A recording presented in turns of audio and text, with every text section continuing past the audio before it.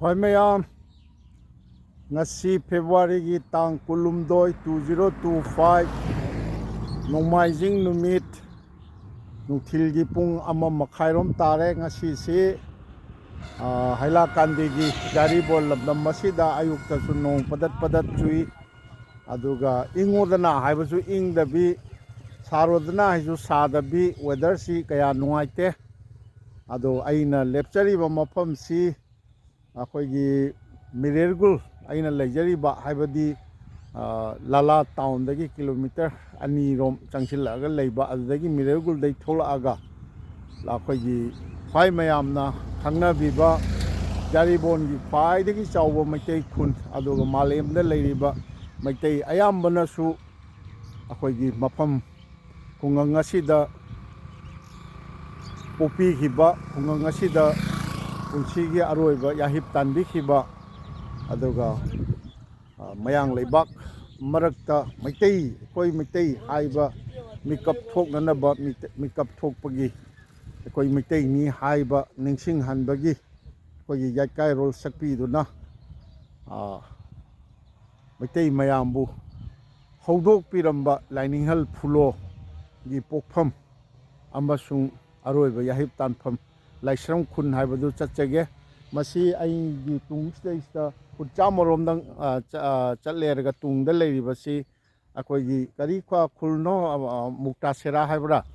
madu ai yengjaraktre asida asibhawadi lala town dagi akoigi Laishramkhul lakpagi lambi si akoigi mi adum tari aduga asi hek hendolakpadagi di labuk lamhang oire nak yet labuk lamhang ado aigi tungda chatkriba sidaisida chatchagadorin maisida kilometer sorakna kilometer ani makhai ahum gumba chalomgadra adu taure haraga akoi Laishramkhul changpham da Laishramkhul je adum yaure haijab tare maisida yam nungai jaba amana akoi gi Laishramkhul gi changpham sidaisida nutun bazar harak tangnaba kaithen amal le kai Meitei singchu phammi aduga mayang singchu Bengali singchu loin phammi ado masigi nutan bazar sida dukan nungan tauriba kano singsi Bengali sininau singjo Meitei lon phajana Meitei dongna ngangi masima aduga Laishramkhul gidi yam chokthok chaningai oiba mayam leigre akoigi hauji su Meitei asomgi jilla parishad ki member si aina tajabada ngarang su akoigi Tengnazarapogumani ada aina bhap tawjawdaba ngasi unajage jilla parishad ki member su akoigi naurem sagai gi mau ibe mamana oibiriba akoigi lamdamni ado ai mathang masi ahal laman singsu aina khangna janajaba singsu mayam ai leijare ai mathang pai mayam gi mafamda ai uhanjanaba aina uhanjaningba khanganjaningba kaya do ayambana di Laishramkhul ni maramdadi khangbiramgani aina thajai adubu lamdam masomda lakpidriba akoigi malemda leiriba Meitei ichilinau ipa isa singna akoigi Laishramkhul nasi hafet chawrakpa masak ama ai tham aina hojikta lepcharamba mafamdudagi lamhangdu kilometer ani makhai rom haibadu lanba jani aina bhav ama da yammunna hangjahudabagi Iran haijab tare kilometer makhai kilometer amarom khak changa aga akogi nutan bazar si sida leire aduni nutan bazar si isda moi angang sing khara lala dagi koiba lakpane na leirami ado moi da lala dagi som si kari Meitei no hangbo moi khangde haina tawi ado ai nutan bazar si ai aina ngasai haijagi ba sidadi tei Bengali sinilau singna phamba dukan ka su loina mong Meitei rol thoe do ai aungta phai mayang famda aungtang amatang unajaraga sigi seista sigi se akoigi nutan bazar gi sigi se lamlong mari phangba haiba yai ai yet lomda lambi ma changri asina thaunakhul chakaneba adagi somda oiromda chakrisida nahan gi lawat takhiba mafamni adaga mangda changiba sina chumdring khijiktang changaga akoigi Laishramkhul je hodoi mi swagi maningda akoigi Meitei sing adum leire dada o dada Meitei ron thokpra Meitei lon khambro khangde e aina de yam chawna Meitei lon thoi na hairu ya du thokti na noi lala de kai lala bazar gi ro kai no ha noi ke do lai no koi ba oh adu di ai Laishramkhul changu ge ko khangde dukan chi ayamba hojiki matam akoi pung ani tagda minute 35 wali dukan chi ayamba hangde athokpani ayamba na Meitei lon thokpani sigi kaino sings ai Laishramkhul ai changja ge hoge kaino ni akoi Laishramkhul ji se chatoi ne natra Laishramkhul changbam ji de da koi Meitei gi hotel be masing hai itei ma hai gadra adu khangde adu akoi si chahi angang natram ni na ba humbu hele aina humdra changi mi adu ri ibe ma ya re ibe ma na mapu bu mali manager gi phamam da phambani na adu kariming bemni kayum no Nauroibam ningol la natra nauroibam ipamgi kano di Aigi na senjam lala manakia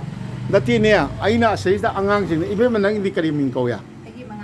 mangal leima noi Meitei gi kango bora singju loyon bro sida dum kheji kari singju kai gang di phangde oh nati ne aina hujing nupam cha sing do lala dai ne yes de lepami do koi ba lak pane ye moi da lala da gi sigi Laishramkhul je ta da kada wai kino ai imphal gi nati ne ai hai jam do ta bi ba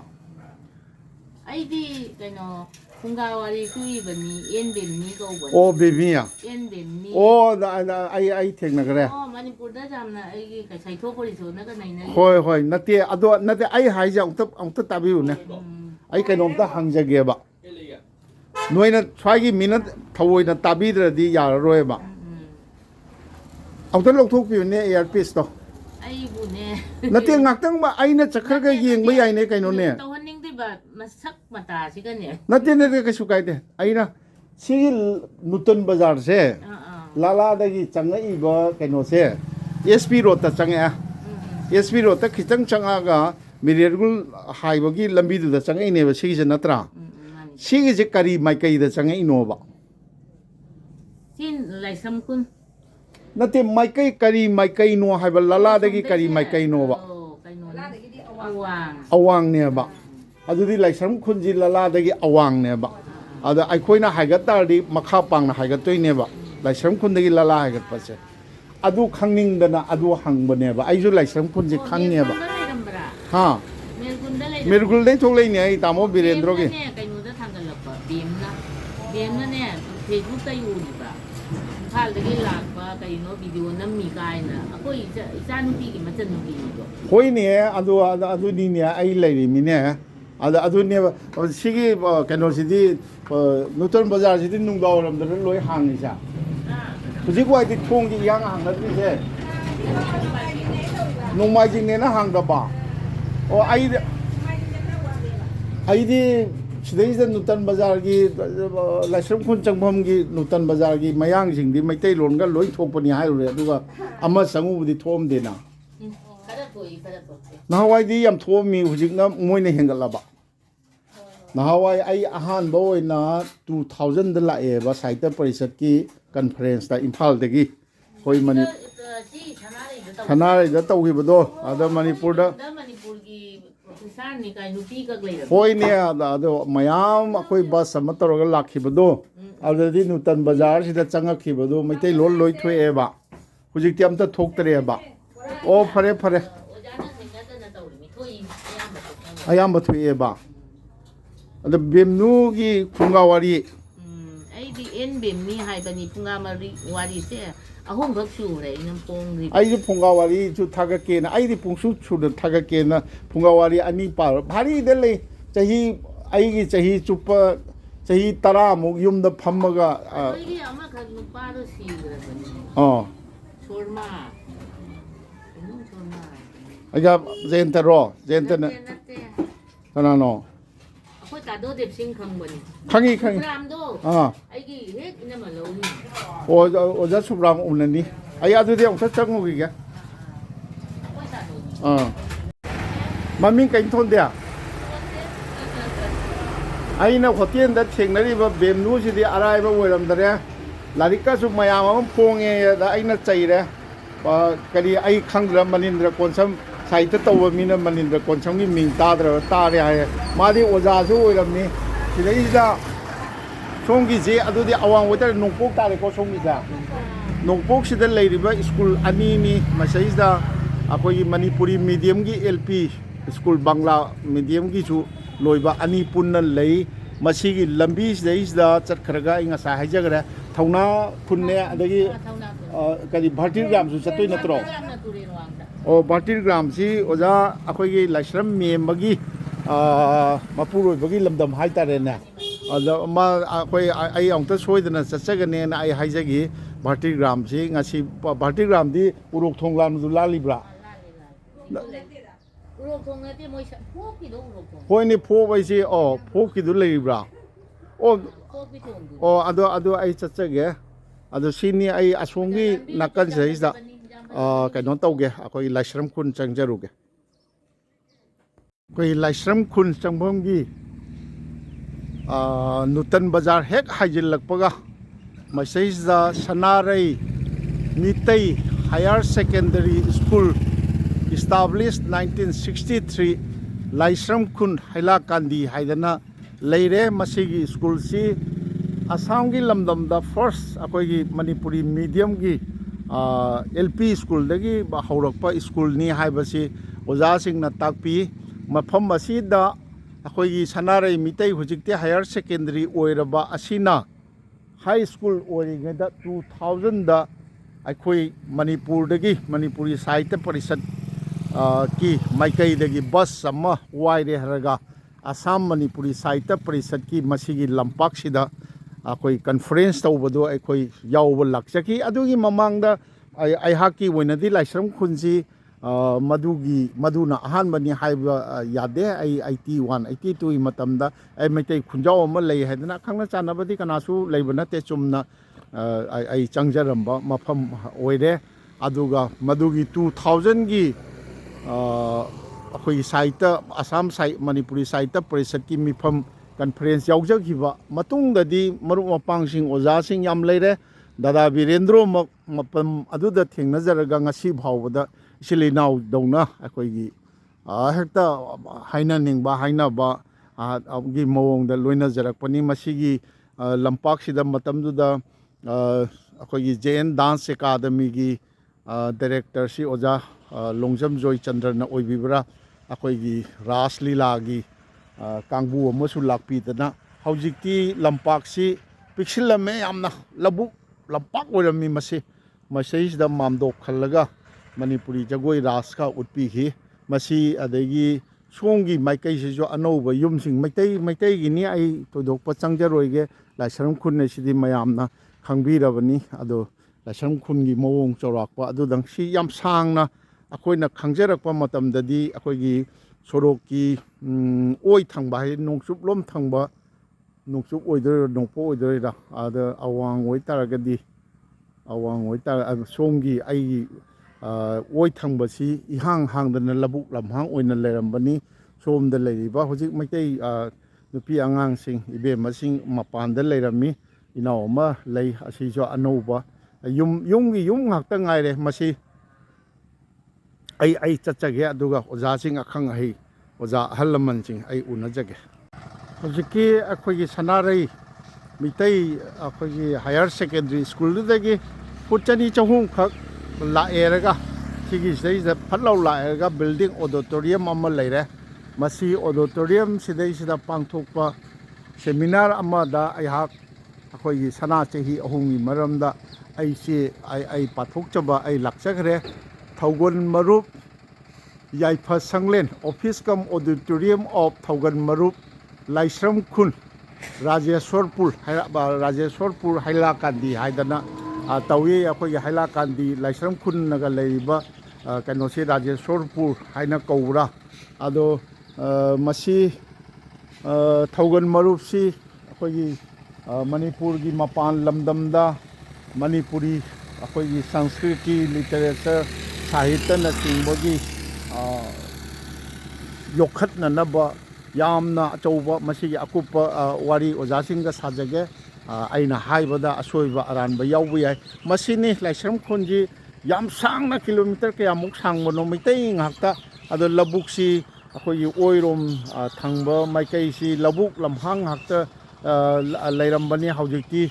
ꯌꯨꯝꯒꯤ ꯌꯨꯝ ꯉꯥꯛꯇ ꯉꯥꯏꯕꯗꯧꯅ ꯇꯧꯔꯦ ꯑꯩꯅ ꯈꯪꯖꯕꯗ ꯁ꯭ꯋꯥꯏꯗꯗꯤ ꯁꯤꯒꯤ ꯂꯧꯕꯨꯛꯁꯤꯡꯁꯤ ꯃꯩꯇꯩꯒꯤꯅ ꯑꯌꯥꯝꯕꯅꯤ ꯂꯥꯏꯁ꯭ꯔꯝꯈꯨꯜꯒꯤ ꯃꯤꯌꯥꯝꯒꯤ ꯑꯌꯥꯝꯕꯅꯤ ꯑꯗꯨꯕꯨ ꯑꯩꯈꯣꯏꯒꯤ ꯂꯧꯕꯨꯛꯇ ꯃꯩꯇꯩꯅ ꯀꯨꯝꯅꯗꯦ ꯑꯩꯈꯣꯏꯒꯤ ꯑꯇꯣꯞꯄ ꯃꯤ ꯅꯦꯛꯑꯒ ꯎꯍꯟꯕ ꯀꯩꯗꯧꯕ ꯃꯩꯇꯩꯅ ꯂꯧꯕꯨꯛꯇ ꯀꯨꯝꯕꯗꯤ ꯑꯩꯈꯣꯏꯒꯤ ꯄ꯭ꯔꯦꯁꯇꯤꯖ ꯁꯣꯛꯄ ꯏꯖꯠ ꯁꯣꯛꯄꯒꯤ ꯃꯑꯣꯡꯗ ꯂꯧꯅꯕꯗꯧꯅ ꯇꯧꯏ ꯑꯗꯨꯃꯥꯏꯅ ꯇꯧꯗꯅ ꯐꯤ ꯁꯥꯕꯁꯨ ꯌꯨꯝꯒꯤ ꯃꯧꯁꯤꯡꯅ ꯐꯤ ꯁꯥꯕꯁꯤ ꯀꯩꯊꯦꯜꯗ ꯌꯣꯟꯅꯅꯕ ꯁꯥꯟꯅꯗꯦ ꯀꯩꯊꯦꯜꯗ ꯌꯣꯟꯅꯅꯕ ꯁꯥꯔꯗꯤ ꯏꯖꯠ ꯃꯥꯡꯉꯤꯒ ꯍꯥꯏꯅ ꯇꯧꯅꯕꯒꯤ ꯐꯤꯕꯝ ꯑꯣꯏꯅꯒꯁꯨ ꯑꯩ ꯇꯥꯖꯈꯤ ꯃꯗꯨ ꯀꯌꯥꯝ ꯁꯦꯡꯕ ꯑꯩ ꯀꯩꯅꯣ ꯇꯧꯖꯒꯦ ꯍꯧꯖꯤꯛꯀꯤ ꯊꯧꯒꯜ ꯃꯔꯨꯞꯀꯤ ꯍꯣꯜ ꯑꯣꯗꯤꯇꯣꯔꯤꯌꯝ ꯂꯩꯔꯤꯕꯁꯤꯗꯒꯤ ꯈꯖꯤꯛꯇꯪ ꯆꯪꯁꯤꯜꯂꯦ ꯍꯥꯏꯔꯒ ꯂꯥꯏꯅꯤꯡꯍꯜ ꯐꯨꯂꯣꯒꯤ ꯑꯔꯣꯏꯕ ꯌꯥꯍꯤꯞ ꯇꯥꯟꯕꯤꯈꯤꯕ ꯃꯐꯝ ꯑꯩꯈꯣꯏꯒꯤ ꯉꯁꯥꯏꯒꯤ ꯑꯃ ꯈ꯭ꯋꯥꯏ ꯃꯌꯥꯝꯗ ꯇꯥꯛꯆꯍꯧꯕꯗ ꯆꯤꯊꯧꯕ ꯑꯃ ꯍꯧꯖꯤꯛꯀꯤ ꯁꯅꯥꯔꯩ ꯃꯤꯇꯩ ꯍꯥꯌꯔ ꯁꯦꯀꯦꯟꯗꯔꯤ ꯁꯅꯥꯔꯩ ꯍꯥꯏꯔꯤꯕꯁꯤ ꯂꯥꯏꯅꯤꯡꯍꯜ ꯐꯨꯂꯣꯒꯤ ꯂꯣꯏꯅꯕꯤꯒꯤ ꯃꯃꯤꯡꯅꯤ ꯃꯍꯥꯛꯀꯤ ꯃꯤꯡꯗ ꯃꯍꯥꯛꯀꯤ ꯃꯆꯥ ꯃꯁꯨꯁꯤꯡꯅ ꯂꯝ ꯀꯠꯂꯒ ꯍꯧꯔꯛꯈꯤꯕ ꯁ꯭ꯀꯨꯜꯅꯤ ꯍꯥꯏꯕꯁꯤꯃꯁꯨ ꯈ꯭ꯋꯥꯏ ꯃꯌꯥꯝꯒꯤ ꯃꯐꯝꯗ ꯈꯪꯍꯟꯖꯅꯤꯡꯉꯤ ꯃꯁꯤꯒꯤ ꯈꯤꯖꯤꯛꯇꯪ ꯑꯩꯈꯣꯏꯒꯤ ꯐꯨꯠ ꯆꯥꯝꯃ ꯆꯅꯤ ꯆꯍꯨꯝ ꯏꯂꯦꯛꯇ꯭ꯔꯤꯛ ꯈꯨꯇꯤ ꯑꯃꯒꯨꯝꯕ ꯑꯣꯏꯒꯗ꯭ꯔꯥ ꯑꯗꯨ ꯆꯠꯂꯒ ꯑꯩꯈꯣꯏꯒꯤ ꯍꯧꯅꯁꯪ ꯂꯥꯏꯅꯤꯡꯍꯜ ꯐꯨꯂꯣꯒꯤ ꯂꯥꯏꯅꯤꯡꯍꯜꯒꯤ ꯈꯨꯕꯝ ꯂꯩꯔꯤꯕ ꯃꯐꯝꯗꯨ ꯆꯠꯆꯒꯦ ꯈꯪꯐꯥꯠꯇꯅ ꯈꯪꯕ ꯁꯥꯗꯅ ꯍꯦꯛ ꯄꯪꯍꯥꯏ ꯍꯥꯏꯕꯁꯤꯁꯨ ꯌꯥꯝꯅ ꯁꯣꯏꯕꯖꯥꯠꯅꯤ ꯑꯩꯅ ꯍꯧꯅꯁꯪ ꯂꯥꯏꯅꯤꯡꯍꯜꯒꯤ ꯈꯨꯕꯝ ꯂꯩꯔꯤꯕ ꯃꯐꯝꯗꯨ ꯉꯁꯥꯏꯒꯤ ꯑꯩꯈꯣꯏꯒꯤ ꯊꯧꯒꯜ ꯂꯨꯞꯀꯤ ꯑꯣꯗꯤꯇꯣꯔꯤꯌꯝ ꯑꯁꯤꯗꯒꯤ ꯐꯨꯠ ꯆꯅꯤ ꯆꯍꯨꯝꯒ ꯍꯦꯛ ꯊꯪꯅꯕꯗ ꯂꯩꯔꯦ ꯍꯧꯅꯁꯪ ꯎꯕꯤꯔꯦ ꯁꯣꯔꯤ ꯊꯧꯒꯜ ꯃꯔꯨꯞꯀꯤ ꯑꯣꯗꯤꯇꯣꯔꯤꯌꯝ ꯉꯧꯁꯣꯛ ꯉꯧꯅ ꯂꯩꯔꯦ ꯁꯤꯒꯤ ꯃꯇꯨꯡꯗ ꯕꯤꯜꯗꯤꯡ ꯑꯃꯒ ꯈꯜꯂꯒ ꯁꯤ ꯑꯩꯈꯣꯏꯒꯤ ꯍꯧꯅꯁꯪꯒꯤ ꯂꯥꯏꯅꯤꯡꯍꯜ ꯐꯨꯂꯣꯒꯤ ꯈꯨꯕꯝ ꯂꯩꯔꯤꯕ ꯃꯐꯝꯁꯤ ꯂꯩꯔꯦ ꯁꯤꯗ ꯁꯤ ꯒꯦꯠꯀꯤ ꯃꯑꯣꯡꯅꯤ ꯑꯗꯨ ꯅꯣꯡꯆꯨꯞ ꯂꯣꯝꯗ ꯇꯥꯕ ꯅꯨꯃꯤꯠꯅ ꯂꯩꯆꯤꯟꯗꯤ ꯊꯥꯏꯕꯨ ꯆꯞ ꯆꯥꯅ ꯂꯩꯁꯤꯟꯕꯗꯧꯅ ꯇꯧꯔꯤ ꯃꯁꯤꯗ ꯊꯥꯕꯤꯔꯤꯁꯤ ꯍꯧꯅꯁꯪ ꯑꯩꯈꯣꯏꯒꯤ ꯑꯣꯔꯤꯖꯤꯅꯦꯇꯦꯠ ꯍꯣꯂꯤ ꯄ꯭ꯂꯦꯁ ꯑꯣꯐ ꯑꯄꯣꯛꯄ ꯃꯔꯨꯞ ꯏꯁꯇꯥꯕ꯭ꯂꯤꯁ 1930 ꯍꯥꯏꯗꯅ ꯂꯥꯏꯁ꯭ꯔꯝꯈꯨꯜ ꯍꯥꯏꯗꯅ ꯊꯥꯔꯦ 1930ꯗ ꯑꯄꯣꯛꯄ ꯃꯔꯨꯞꯁꯤ ꯑꯩꯈꯣꯏꯒꯤ ꯂꯥꯏꯅꯤꯡꯍꯜ ꯐꯨꯂꯣꯅ ꯑꯩꯈꯣꯏ ꯍꯧꯗꯣꯛꯄꯤꯕꯅꯤ ꯑꯩ ꯑꯣꯖꯥ ꯑꯃꯨꯁꯅꯥ ꯂꯥꯏꯅꯤꯡꯍꯜꯒꯤ ꯃꯆꯥ ꯑꯇꯣꯝꯕ ꯑꯣꯖꯥ ꯑꯃꯨꯁꯅꯥꯅ ꯌꯥꯝꯅ ꯂꯨꯅ ꯇꯧꯕꯤꯔꯝꯃꯤ ꯃꯈꯣꯏꯒꯤ ꯃꯌꯨꯝ ꯑꯁꯤꯗꯩꯁꯤꯗ ꯂꯩ ꯑꯩ ꯑꯍꯤꯡ ꯊꯦꯡꯈꯥꯡ ꯑꯅꯤꯔꯛꯇ ꯑꯩ ꯂꯦꯛꯆꯈ꯭ꯔꯦ ꯑꯣꯖꯥꯅ ꯌꯥꯝꯅ ꯂꯨꯅ ꯇꯧꯕꯤꯕꯕꯨ ꯑꯩꯅꯁꯨ ꯎꯖꯕꯗ ꯑꯣꯖꯥꯕꯨ ꯎꯖꯕꯗ ꯑꯩꯈꯣꯏꯒꯤ ꯈꯣꯡ ꯁꯣꯛꯅ ꯍꯦꯛ ꯈꯨꯔꯨꯝꯖꯕꯅꯤ ꯑꯩꯕꯨ ꯃꯆꯥꯗꯧꯅ ꯌꯥꯝꯅ ꯂꯨꯅ ꯇꯧꯕꯤꯔꯝꯕꯅꯤ ꯑꯗꯣ ꯍꯧꯖꯤꯛ ꯃꯥꯒꯤ ꯃꯆꯥꯁꯤꯡ ꯑꯣꯖꯥ ꯂꯩꯈꯤꯗ꯭ꯔꯦ ꯑꯣꯖꯥ ꯂꯩꯈꯤꯗꯕꯗꯨ ꯃꯅꯤꯄꯨꯔꯗ ꯑꯣꯏꯔꯤꯕ ꯐꯤꯕꯝꯁꯤꯅ ꯑꯣꯖꯥꯒꯤ ꯃꯊꯧ ꯃꯉꯝ ꯑꯔꯣꯏꯕ ꯃꯊꯧ ꯃꯉꯝꯅꯆꯤꯡꯕ ꯑꯩꯈꯣꯏꯒꯤ ꯌꯥꯎꯖꯕ ꯉꯝꯖꯈꯤꯗꯦ ꯏꯕꯦꯝꯃ ꯑꯉꯧꯁꯅꯥ ꯍꯣꯏꯒꯤ ꯃꯌꯨꯝꯁꯤ ꯁꯤꯅꯤꯀꯣ ꯃꯣꯏ ꯂꯩꯕ꯭ꯔꯣ ꯅꯪ ꯀꯅꯥꯅꯣ ꯃꯅꯥꯎꯅꯨꯄꯤ ꯑꯉꯧꯁꯅꯥꯒ ꯀꯔꯤ ꯑꯃꯅ ꯃꯣꯏ ꯃꯆꯤꯟ ꯃꯅꯥꯎ ꯑꯅꯤ ꯅꯠꯇ꯭ꯔꯣ ꯑꯃꯅ ꯀꯔꯤꯕ ꯍꯥ ꯅꯣꯡꯗꯣꯟ ꯁꯅꯥ ꯑꯣ ꯑꯩ ꯅꯣꯏꯗꯒ ꯂꯥꯛꯈ꯭ꯔꯦ ꯃꯃꯥꯡꯉꯩ ꯂꯦꯛꯈ꯭ꯔꯦ ꯑꯣꯖꯥ ꯃꯨꯁꯅꯥꯒꯤꯗꯤ ꯃꯃꯧ ꯅꯨꯄꯤ ꯇꯥꯔꯦꯅꯤꯅ ꯑꯣ ꯑꯩ ꯑꯁꯣꯝꯗ ꯂꯥꯏꯕꯨꯡꯂꯣꯝꯗ ꯀꯩꯅꯣ ꯂꯩꯕ꯭ꯔꯥ ꯃꯤ ꯂꯩꯕ꯭ꯔꯥ ꯂꯩꯔꯝꯃꯣꯏꯌꯥ ꯑꯣ ꯍꯥꯏꯐꯦꯠ ꯆꯥꯎꯔꯥꯛꯄ ꯑꯃ ꯑꯩ ꯎꯠꯆꯒꯦ ꯑꯉꯧꯁꯅꯥ ꯍꯣꯏ ꯂꯩꯇ꯭ꯔꯣ ꯑꯣ ꯑꯝꯇ ꯍꯥꯏꯕꯤꯌꯨ ꯃꯅꯤꯟꯗ꯭ꯔ ꯀꯣꯟꯁꯝ ꯂꯥꯛꯑꯦꯅ ꯁꯤ ꯆꯪꯉꯒ ꯑꯩꯈꯣꯏꯒꯤ ꯑꯉꯥꯡ ꯑꯉꯧꯁꯅꯥ ꯍꯣꯏꯅ ꯑꯩꯉꯣꯟꯗꯁꯨ ꯌꯥꯔꯒꯗꯤ ꯍꯥꯏꯗꯅ ꯄꯥꯎ ꯄꯤꯕꯤꯔꯛꯄꯅꯤ ꯑꯗ ꯑꯩꯅ ꯃꯅꯤꯄꯨꯔꯒꯤ ꯐꯤꯕꯝꯁꯤꯗꯩꯁꯤꯗ ꯍꯦꯛꯇ ꯆꯠꯄ ꯃꯥꯅ Sini hauna sangi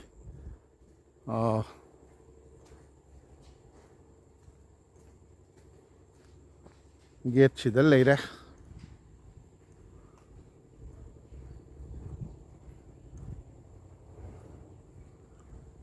thong su loli si hauna sangi kaino ni masai da ai Manipur gi mayam naharul mayam ka su pu da na som da khangna chana jaba maru pang inaw sing kari na ekoi sumain tawna lakani sumaina chana thakna ba chana ba sinbi ramu ga haidana moina maru oina koi jaribon gi leho popi dagi ninghai ba hoji Lanka college da Manipuri subject ki oja oiriba na adegi makoi mayam na sinbi dana koi paisa ga lawbiu yade koi mayam mi nipurom MST gi bus ama tawraga laksagi bini sidali iribasi obeisance to the Lord Apokpa, the Procreator, the auspicious Supreme King, the universe is thine form and appearance haidana thai adu mathakta thariba apokpa mayek akogi kari mayek haibano masi yelho mayek haibra masi madi ai paba ai thokchadre aduga mathakta thariba sidi haina iba gumba mali chini sigi manung do ai angang sing inaw sing angok na hoi lei haye Laininghal gi di masunupa Laininghal gi machanupa tomba oja amuksna matamama hogi Assam Manipuri Saita Parishad kisu hogi kaino oibiramba president oibiramba handakta kumon phiroi tau houdriba mali adu lei hai ai makhoi unajaraga ai manung changjage Asoja lagi taba do asong upai lagi taba ni ne Manipur da tauri se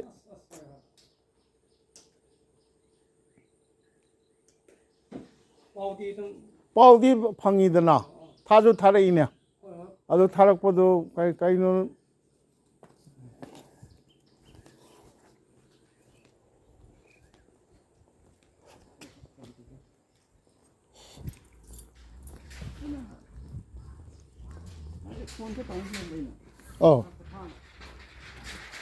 na ai si yaure di khangbra yaure di ngara kaino da khobi lawat ki do ai la engon da khangak tabu kai men wara ulne ramani ai sine ngarang do exam do 12 ke exam ge so magi khadayeba do ko senior kalami mo selection to biya busy on le to ga da ngarang exam ta ya 12 ki ngarang di chille gar mura rom chalui oi gari ma kaino na na khoti kamai dum kaino dei ai gari cham yaure kanai tamo Birendro ki Mirgol Birendro ma gani ai upper Assam dei lai mini Manipur na keto le ga ta ba khangdri ai Bontrapur yogini kaino gi sida apoga somda lakpane sida mana Lainingkhul semapagi oh mangjaram bai ta tamdu ga hitap tap tam se ko yamna kaino tawna leire nungaina semgat sagat pagi thabak si akhoi chathari mayam akhoi Meitei mafam state single leba Meitei singi mathakta hapkali aina lakpa khudingi akhoi chawkhatpagi khudam phangjari akhoi Laininghal gi hauna sangse archive manung da somda hauna sang sina kari oina office oiba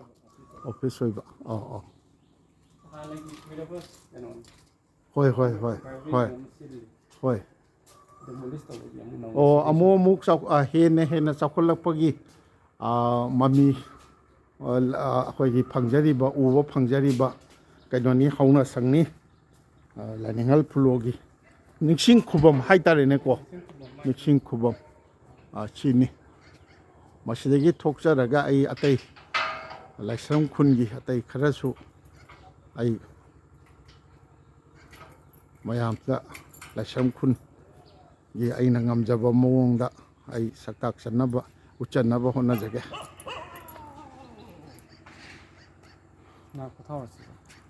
ꯄꯣꯊꯥꯔꯗꯤ ꯌꯥꯔꯔꯣꯏ ꯑꯩ ꯍꯧꯅ ꯁꯣꯡꯗꯒꯤ ꯑꯩꯈꯣꯏ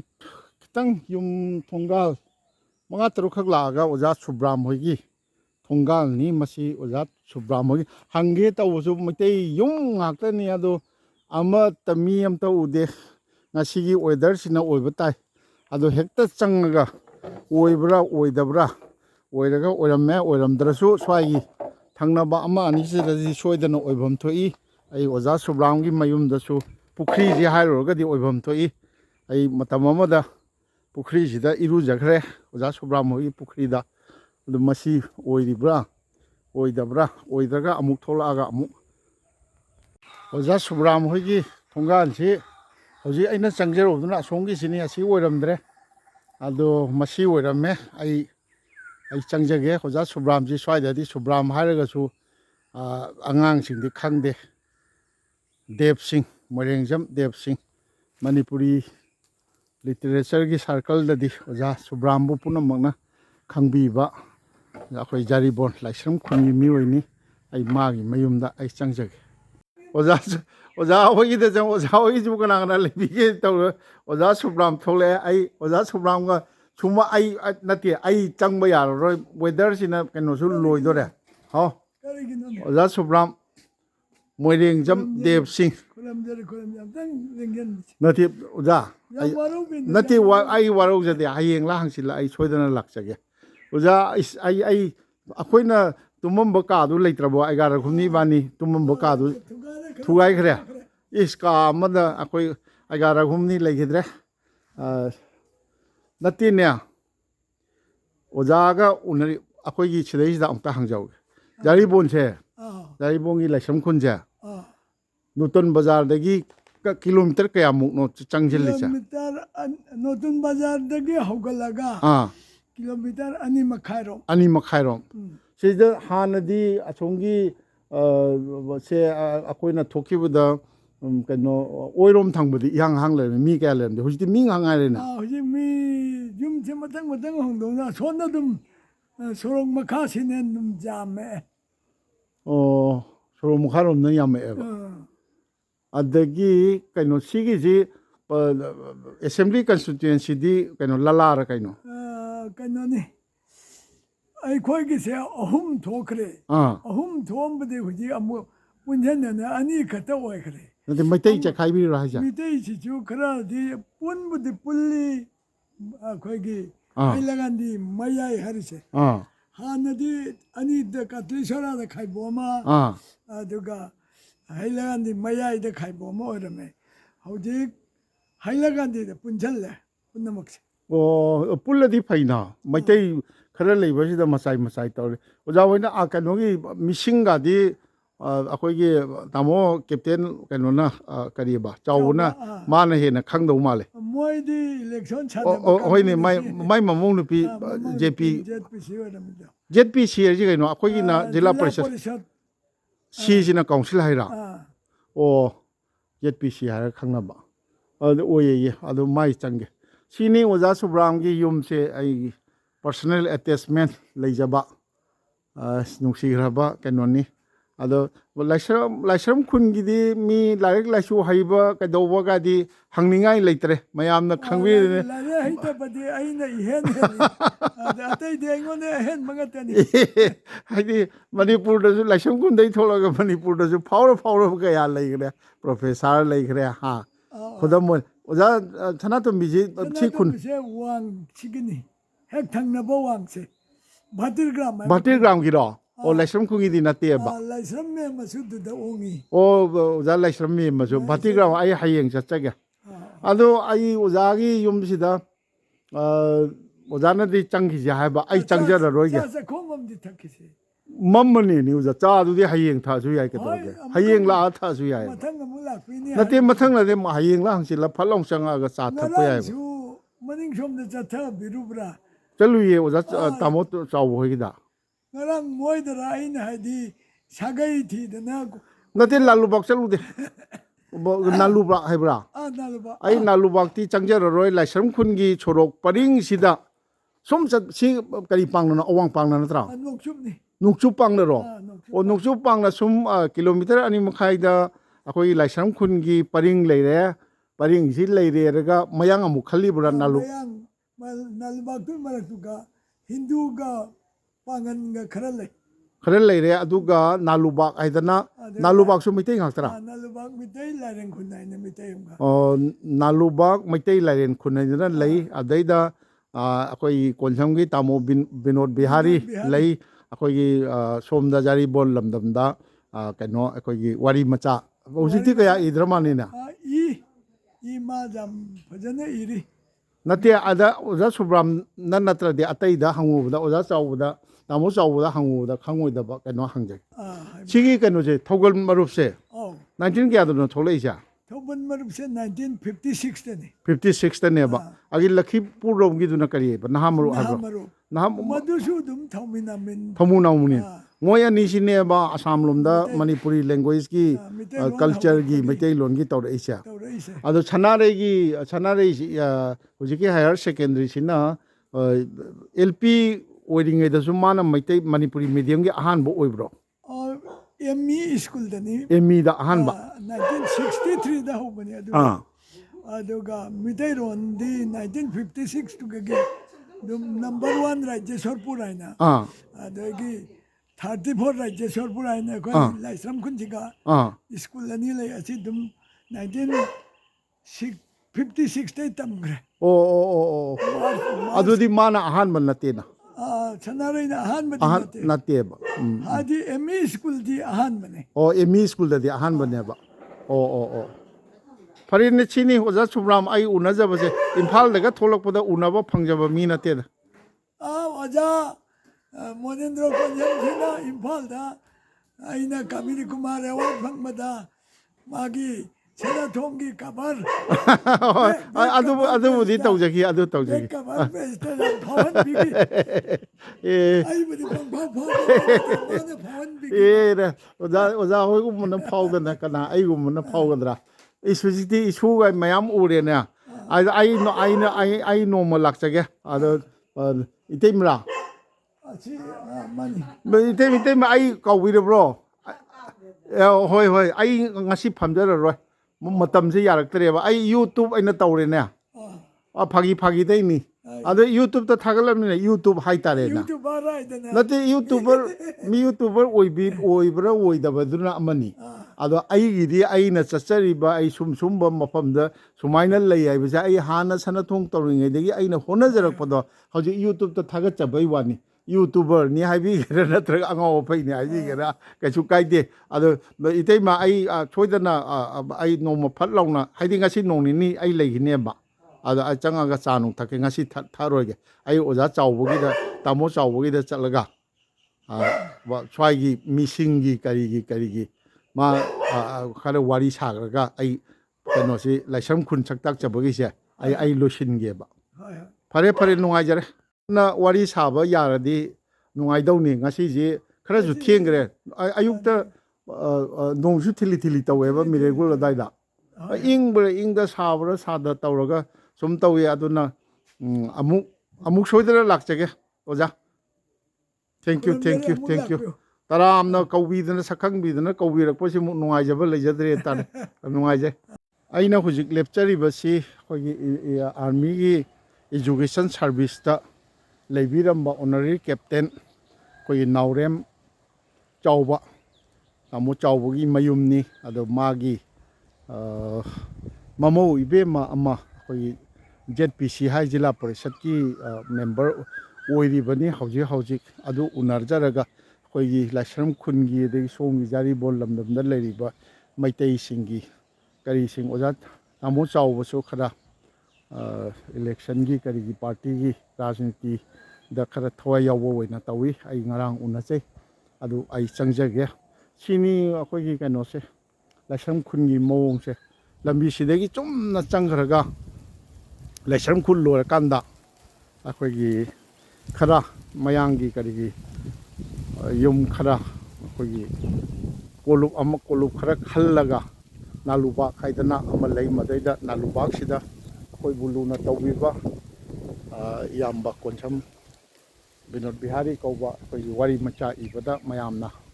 लमदम असोमदा खंगनाबीबा अमगी लई अदो आई नालुबाकती आई योक्सिनजररोइगे हंदकी खोंगचट असिददी हौजिक तामो captain तामो नावरेम चावबा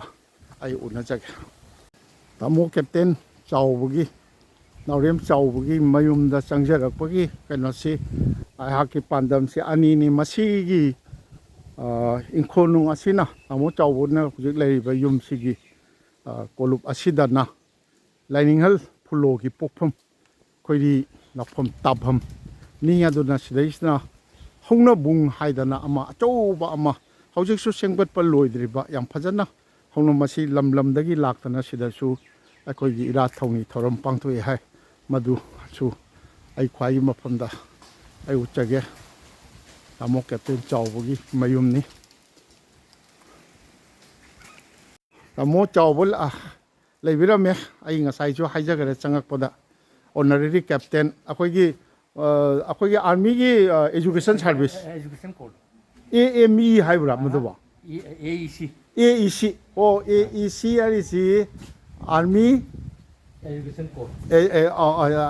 education course अद मरु ओइना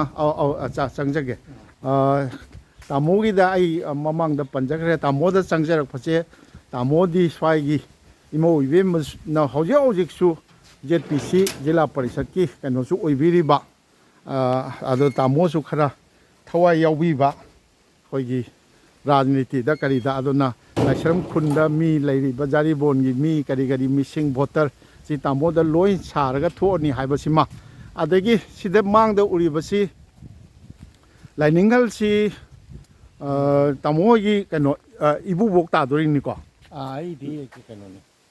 इपुनी इपु मसूनी लाइनिंगल की मसू अमनी अदो तामोना हाइरसु मयामना हाइरसु मयाम चंगदना स्टेजदा असोंगी दुना हौना संग हाइबा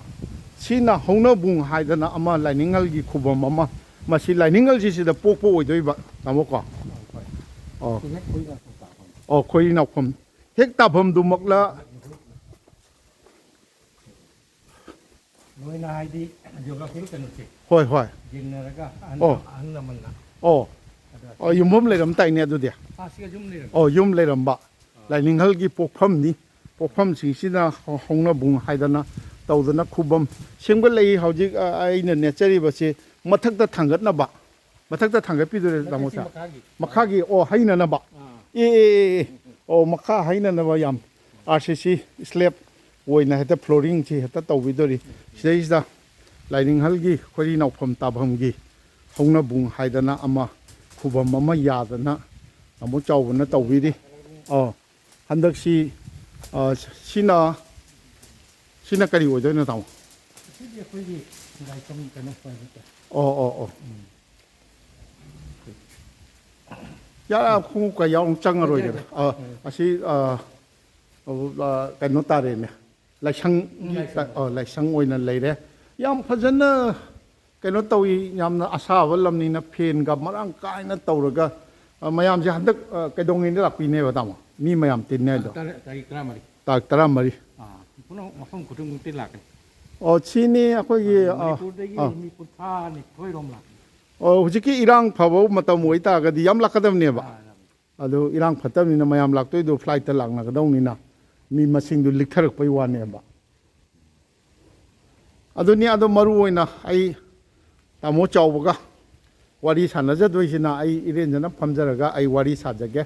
कोई ओजा तामोगा वारी सारगा जारिबोंदा लैरिबो मैतेई सिंगी करी मरम से ओखक फजना खंगनी हैबा आई थाजजे आई साजग आई हौजिकसे tamo akhoi naurem chawba Laishramkhul gi mayum dani ai phamjari che ado nong si chu thili thai tai ngasai haijagare weather se nungai te aduna imung da pham bagi mahuta mapanda sumachi imda pham che na phamjabani ai tamo da ai mayam da khangan janingba ai ju khangjadaba mayam ama ai wari sanajage na tawjabani ado hoje tamogi imo ibema chi kari ming kawi tamo Indira kayum ningono Laishram ningoni akari khungya thongna khuni tamo kitang microphone da kitang oh thongna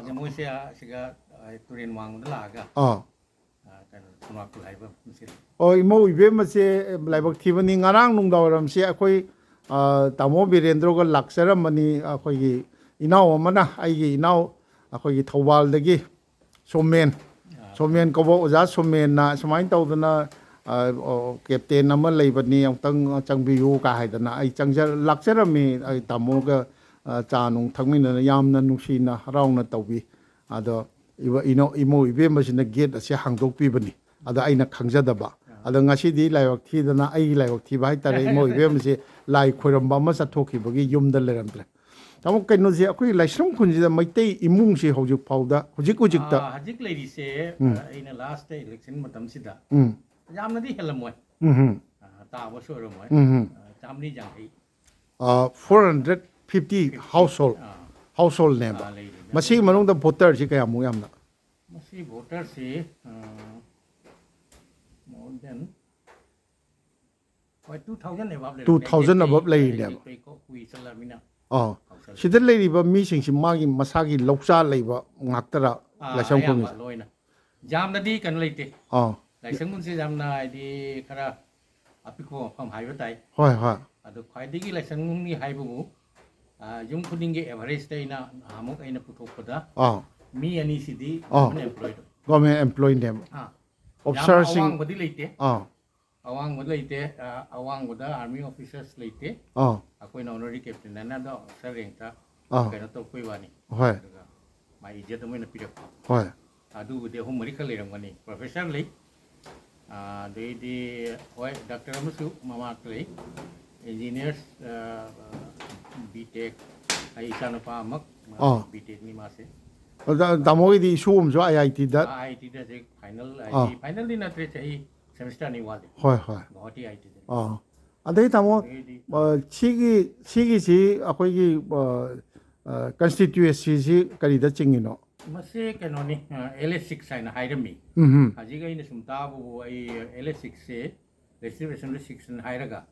handak sekra ondok ki kaino khara ondok ni khara taw bimare LS6 ado la kaino maming thonda ba se la one kanoni kano gi di MP gi dia ba number 1 constitution adagi kaino assembly gi di assembly ne LS6 hairisi LS6 se maming LS6 harisi ga dum lala adu da Hailakandi masi gi voter si kaya mu voter se LS6 se voter le se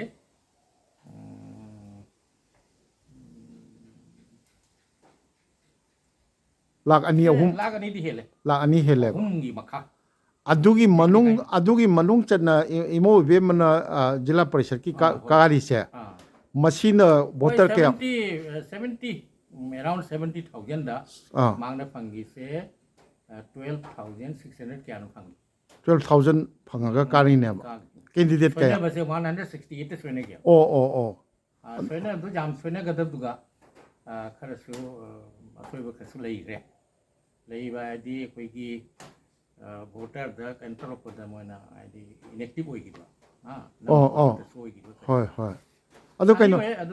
adugi manung ida akoi Meitei gi exact matam ga le mi se chamga ga kuntani haba voter se Rajasurpur kano sida kano jila parishad ki da only 500 Meitei gi le se ala lising manga 5200 sida koina lamsa mo misap to kano da army defense ki jam na ma pandale companies leiba jam naina kontera kun leiba di le ayam lei gi bna voter se to wo di matam to 72% lo vote ta ke Meitei gi marak ta gi so ไม่ใช่ยำนะคุยกี่กันเสียคุยกี่มิตรกันกันสิมนุษย์สิดา MP ครั้งนี้กันกันมันสิ highest type เลย very active MP เดี๋ยวนี้ more than 80% ตากคุยมิตรกี่หายแล้วกัน Ado nga sagi imo ibe mana JP jila parishad ki kanu mana phangi ba akhoi gi magi JP area che message the 5200 lei ri ba Meitei gi voter che kaya mu yamna ibe imo ibe da chawgat khi na tamo khanbi mase mi budi aina sum yeng mada yamna matam nu le ram da voter masinga kai kai tawro da lising ahum ga kya aduga lising ani de ba adu cái đó là voting ngày thì voting này, đấy cái hết quần lấy na, giáo giáo đó quần năm mươi bên này là, thế giáo này ai ninh rồi, cái đó là hốp thì súng tàu nào vậy, cái này chỉ tôi chụp hay vậy, tôi đi đăng ký voting là tôi đi là, cái video đấy lối pin này hay vô căn, mà chỉ mắc ai thì democratic system rồi là giáo nó xuôi vào cái lối, xuôi đi, xuôi vào, anh ấy tao muốn cái nốt nha, cái JARIBON này na hay nữa thì JAPHIRBON hay bả. JAPHIRBON này chỉ cái gì không biết là gì. Mà sẽ JAPHIRBON sẽ exactly đi cái nó là thế Meitei luôn là thế. Nati. JAPHIRBON sẽ cái gì sumai na hay là cái bon hay cũng ba bon năm cái cái. Hoi bon. Hoi. Rồi mà sẽ cái original cái nó sẽ đi lấy làm cái này. Ấy là đi. JAPHIR hay bom đi lấy làm ta đấy. Nó thì mình JAPHIR sẽ cái cũng Bengali cái artham huए đấy. Asa. Rồi cái cũng ba Jafar cái mua cái. Asa. Rồi nó thì cái nói tôi cái ai nó khẳng định cái này nó cái bon hay ba. Bon. Mà itu bon sih. Hoi ne bon yam tapin ya. Rồi đi English time da kalau untuk penina. Hoi. Ada occasional Laishramkhul hai raga moi ajik lambagau hai gre. Lambagau hai gre bo. Lambagau degi Rajyaswar tak gre. Rajyaswar se Bangla gi loan ne ba. Hoi. Ai di Rajyaswar hai se lai na leiba mafam. Rajyaswar hai ba. Ade hana di si maming hana degi Laishramkhul nai nam le ra. Adu settlement record ki amadi le ram ngani. Masih jam nungai bai bu Meitei ning dong ka. Sehingga palam ning ida lak kuma tam da. Laishram jina kwai degi. Hoi. Jam na lagi ba. Hoi. Moi gi ming da Laishramkhul nai na kon. Adu ni. Adagi JARIBON hai ba manung se Meitei khun chi kaya mu lei ba taw. Yame asidi phana yame chau tu ne. Khoi di chau kun sina koi si oi ro. Oi de. Adu di asom da kai da wang kai le kai le to ai di turin wang mo degi ne. Hoi. Wang kai le ga du di asom da mogla nai na som le de. Hoi. Mogla nai di ma kon si aham ba Meitei. Hai na buta. Mogla si ga aham Meitei lai ye Manipur te. Hoi ne. Thung ma phom si. Ado to di adu area do jam lik na le. Midili abo si. Midili adu kwai di du rim na kari. Laishramkhul sina kamai to kai do turin ma pan da loi ta ba. Le le heu popi jenrem le kai. Hoi. Semai tam tinggong kun. Asidi Meitei lon ga mari le na loi na ma ming cha.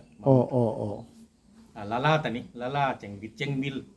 Cengbil lai sina cengbil sisu panayam chau di. Tani thong la wang cengbil la. Adu si Laishramkhul di chau di kunam ta le. Adu lala pak na ta ba di cengbil ga. Cengbil sina. Cengbil sina thong ni na kari han di kari ma ming lai di kau je re. Cengbil sina adu pat le rame. Ceng ai di ngamu jam pangai dana. Hoi. Bil lai sina pat hai ba. Hoi. Adu cengbil kau. Ai na ni le. Lain kunai na. Lain kunai ba se. Mà phẩm sẽ dám nó cút na coi gì bắt cháu anh tàu đó cả chính đô nào nó xong lại chỉ tiếc lối quân dân cái rồi rồi lại đến lấy mà phẩm này nó kia đó na lại đến quân cầu tôi cái nào cũng ta đấy cháu cái xin ông tàu đấy mà xin ngang như thế hai rồi mày làm khăng nào tao muốn dùng phẩm biểu của ai xôm đó tao muốn asi tu riêng cái am lạp đi xôm cái cái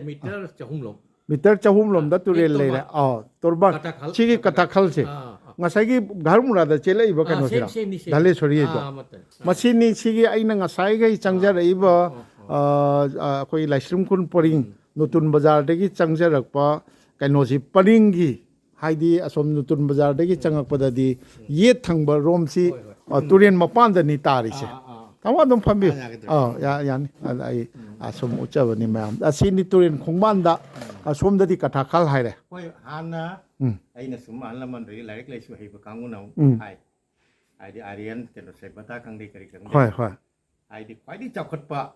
sa ga ye be se na dai be se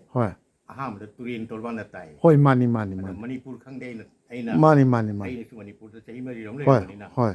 ꯃꯤꯇꯩꯁꯦ ꯊꯥꯡꯉꯩ ꯁꯦꯡꯕꯗ ꯍꯣꯏ ꯌꯥꯝꯅ ꯆꯥꯎꯈꯠꯂꯕ ꯅꯥꯠꯃꯤ ꯍꯥꯏꯕꯗ ꯀꯔꯤꯝꯇ ꯁꯣꯏꯗ꯭ꯔꯕꯤ ꯀꯩꯅꯣ ꯍꯥꯏꯗꯨꯒ ꯑꯩꯈꯣꯏ ꯁꯤꯈꯛꯇ ꯅꯠꯇꯅ ꯍꯣꯏ ꯍꯦꯛ ꯑꯩꯈꯣꯏꯒ ꯍꯧꯕ ꯃꯅꯤꯄꯨꯔ ꯈꯪꯗꯦ ꯀꯔꯤ ꯀꯔꯤ ꯃꯩꯇꯩ ꯂꯩꯕꯥꯛꯁꯤꯒ ꯇꯥꯔꯤꯕ ꯈꯨꯟꯖꯥꯎ ꯄꯨꯝꯅꯃꯛꯁꯦ ꯂꯣꯏ ꯄꯨꯝꯅꯃꯛ ꯇꯨꯔꯦꯟꯒꯤ ꯇꯣꯔꯕꯥꯟꯗ ꯇꯥꯏ ꯍꯣꯏ ꯍꯣꯏ ꯍꯣꯏ ꯃꯥꯅꯤ ꯃꯥꯅꯤ ꯑꯗꯒꯤ ꯑꯔꯦꯜ ꯁꯦꯕꯣꯇꯥꯏꯒ ꯑꯗꯨꯅ ꯃꯇꯝꯗꯨꯒꯤ ꯂꯥꯏꯔꯦꯡ ꯈꯨꯟꯁꯦ ꯈꯤꯇꯪ ꯇꯨꯔꯦꯟꯗꯒꯤꯗꯤ ꯊꯥꯞꯄꯒꯁꯨ ꯍꯣꯏ ꯍꯣꯏ ꯃꯣꯏ ꯂꯝ ꯊꯨꯡꯗ ꯃꯐꯝꯒ ꯍꯥꯏꯅꯩ ꯍꯣꯏ ꯍꯣꯏ ꯑꯗ ꯍꯣꯏ ꯑꯩ ꯉꯁꯥꯏ ꯍꯥꯏꯖꯈꯤꯗꯨ ꯑꯣ ꯍꯦꯛ ꯍꯥꯏꯕꯗ ꯇꯥꯕꯗ ꯃꯤꯗꯤꯌꯥꯗ ꯆꯪꯒꯗꯤ ꯍꯣꯏ ꯑꯃꯨꯛꯇꯪ ꯍꯣꯏ ꯁꯥꯎꯗꯣꯔꯤꯕ ꯍꯣꯏ ꯑꯗꯣ ꯅꯨꯡꯉꯥꯏꯖꯔꯦ ꯑꯗꯣ ꯆꯥꯎꯔꯥꯛꯅ ꯍꯥꯏꯗꯤ ꯍꯩꯂꯥꯀꯥꯟꯗꯤ ꯗꯤꯁꯇ꯭ꯔꯤꯛꯁꯤꯗ ꯇꯥꯃꯣ ꯑꯣꯏꯅ ꯄꯥꯕꯗ ꯃꯩꯇꯩꯁꯦ ꯄꯨꯟꯅ ꯃꯤꯁꯤꯡ ꯀꯌꯥꯃꯨꯛ ꯍꯥꯏꯂꯀꯥꯟꯗꯤ ꯀꯩꯅꯣꯁꯦ ꯑꯩꯈꯣꯏꯒꯤ ꯀꯣꯔꯦꯡ ꯑꯩ ꯑꯝꯇ ꯂꯥꯞꯂꯤ ꯑꯝꯇ ꯍꯥꯏꯖꯔꯛꯀꯦ ꯍꯥꯏꯕꯗꯤ ꯄꯨꯝꯅꯃꯛꯅ ꯄꯨꯟꯁꯤꯜꯂꯒ ꯅꯝꯕꯔ 1 ꯀꯩꯅꯣꯒꯤ MPꯒꯤ ꯍꯥꯏꯕ